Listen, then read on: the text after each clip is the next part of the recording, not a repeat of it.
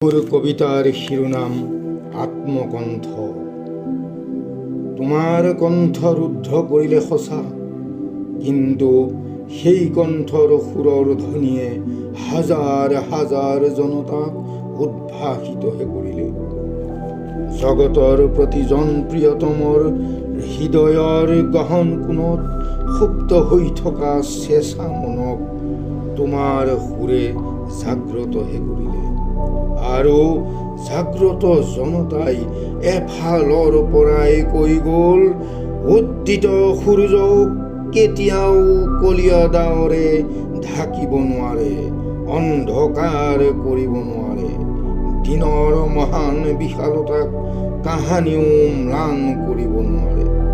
শত সহস্ৰ অন্ধকাৰৰ প্ৰাচীৰ ফালি ক্ষুদ্ৰ কিৰণেও জ্যোতি জ্বলাই লক্ষ লক্ষ ধূলিকণাৰ উপস্থিতিৰ উমান দিব। প্ৰকাশিব লক্ষ সূৰ্যৰ জ্যোতি, ব্যাপিব সৰ্বোচ্চ আকাশ লংঘি। নাই, নহ'ব, নামানো।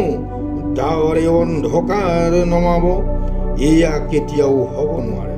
কাৰণ এনে কেতিয়াও আগতে হোৱা নাই, বৰ্তমানেও নহ'ব, আৰু ভৱিষ্যতেও আমি হ'বলৈ নিদিওঁ। দুঃশাসনৰ দিনৰ পোহৰত মৰণ নাছিল সঁচা, কিন্তু মিছা ডাৱৰৰ অন্ধকাৰ দেখি দুঃশাসনে বহুত হাঁহিলে।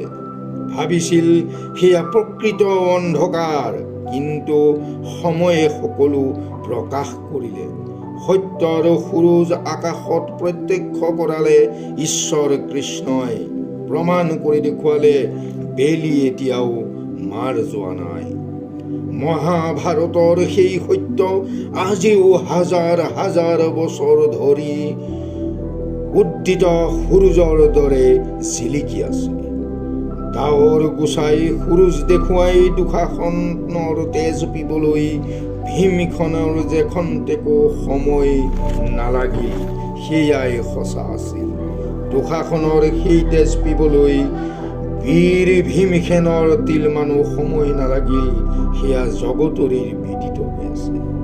সত্যৰ সেই জয়, ঈশ্বৰে সেই সময়লৈকেহে মাথো বাট চাই ৰৈছিল। অন্ধকাৰ ঢাকি ৰুদ্ধ কৰিব খোজা কণ্ঠৰ সেই অসুৰৰূপী মানৱ ৰূপৰ দানৱ কেইটাকো ঈশ্বৰে নিশ্চয় এতিয়া ৰেহাই নিদিব। আমাৰ সকলোৰে হিয়াৰ আমঠু জুবিন দাক নিশ্চয় ন্যায় দিব, আৰু আমি এদিন নিশ্চয় ন্যায় পাম।